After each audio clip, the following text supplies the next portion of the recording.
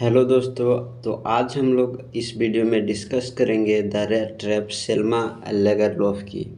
तो मैं आपको बता दूं अबाउट द ऑथर। जो सेल्मा लेगरलोफ हैं, उनका जन्म जो हुआ था 20 नवंबर 1858 को मारबेका स्वीडन में हुआ था, और उनकी मृत्यु भी स्वीडन में ही हुआ था, मार्कबेका। और जो मृत्यु हुई थी वो 16 मार्च 1940 को हुई थी। तो हम लोग इस वीडियो में कवर करेंगे द रेड ट्रैप के समरी को, वो भी हिंदी में। तो आप इसको बहुत ही ध्यान से सुनिएगा, क्योंकि ये जो द रेड ट्रैप है ये बहुत ही अच्छी कहानी है। तो चलिए हम लोग इसको शुरू करते हैं। तो इसमें जो है कि एक बार की बात है, एक आदमी घूम घूम कर तार से बने चूहे के छोटे छोटे पिंजड़े बेचा करता था। कुछ सामान उसे दुकानों और बड़े फार्मों पर मांग कर मिलता, उससे वह स्वयं ही उन्हें बनाया करता था। फिर भी यह धंधा कोई विशेष लाभदायी नहीं था। यानी वो जो बेचारा चुनता था, जो दुकानों से उसे जो लोहा लक्कड़ जो मिलता था, जो तार मिलती थी, उससे वो अपने ही चूहेदानी बनाता, ठीक है, और उसे बेचा करता था। और इसलिए भूखों से मरने से बचने के लिए वह भीख मांगने और छोटी मोटी चोरी दोनों का सहारा लिया करता था, मतलब वो किया करता था। फिर भी उसके शरीर पर चिथड़े होते थे, उसके गाल धंसे हुए थे और उसकी आँखों में भूख सी चमक थी। कोई सोच नहीं सकता था कि ऐसे आवारा के लिए जीवन कितना उदास और उबाऊ होगा, जो अपने विचारों में खोया सड़क पर चलता रहता हो। तो दोस्तों, ये बहुत ही अच्छी स्टोरी है। आपको भी ये दिनचर्या में देखने के लिए मिलेगा।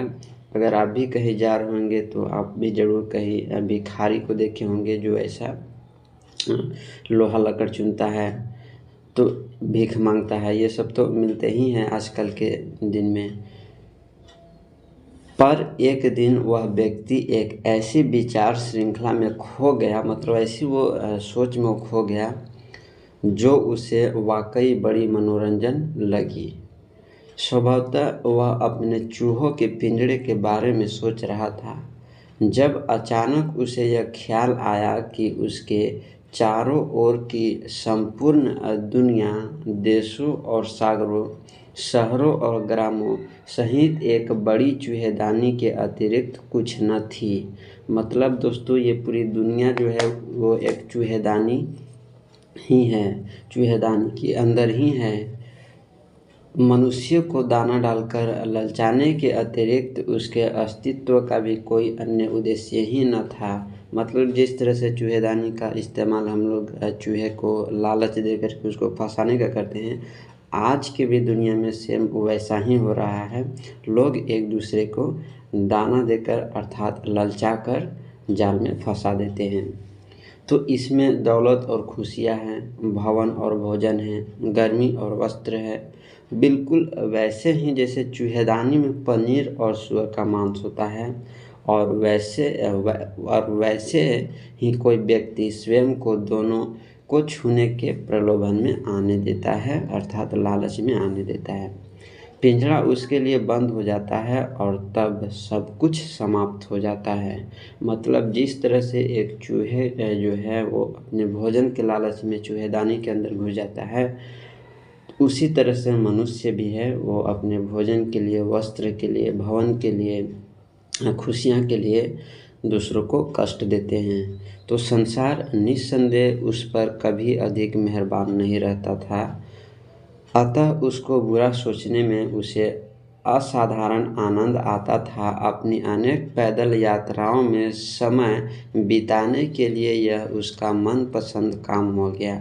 मतलब वो जो भिखारी है, मतलब जो मांगने वाला, जो बेचने वाला जो चूहेदानी है, वो सब उसके विचार में आ रहा है, वो सब ऐसा सोच रहा है, वो सब उसी का सोच है ये। तो मनपसंद काम हो गया।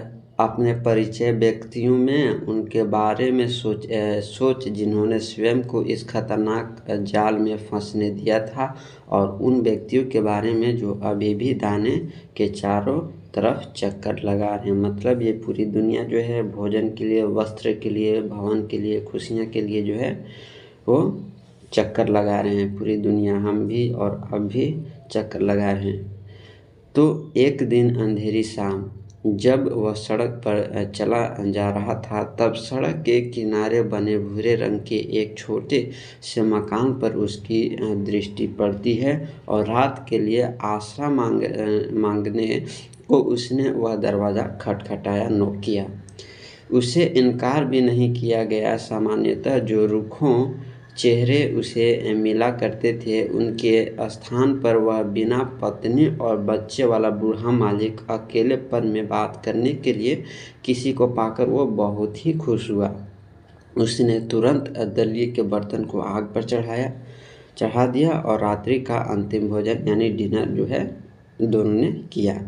फिर उसने अपनी तंबाकू की रोल यानी जो खैनी होता है, ठीक है, इतना बड़ा टुकड़ा काटा जो उसके और अजनबी दोनों के हुक्के के लिए काफ़ी था। ठीक है, मतलब 2 खिली होता है, ठीक है, तो काफ़ी था। अंत में उसने ताश की एक